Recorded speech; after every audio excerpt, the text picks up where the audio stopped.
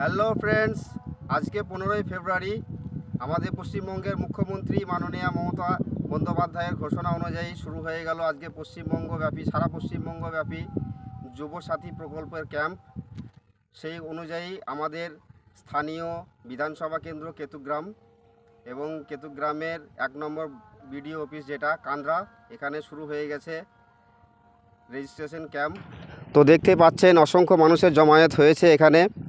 যারা আজকে এসছে এখান থেকে ফর্ম নিয়ে ফিল আপ করে এখানে জমা দিচ্ছে। যারা আজকে আসতে পারেননি পরবর্তী দিনে আসবেন, তাদের জানিয়ে রাখি অনলাইনে কোথাও বাইরে দোকান থেকে ফর্ম নিলে কিন্তু হবে না, হচ্ছে না। এখানে এসেই ফর্ম নিতে হবে এবং ফিল আপ করে সেই ফর্মটা এখানেই জমা দিতে হবে।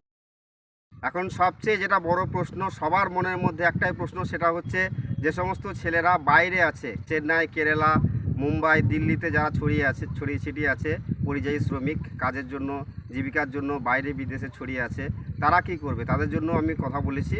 তো ওনারা যেটা জানালেন, তারা না থাকলে হবে, কিন্তু ফর্মে তাদের অরিজিনাল সই অর্থাৎ সিগনেচার তাদেরকে করতেই হবে। সিগনেচার করাটা কিন্তু বাধ্যতামূলক।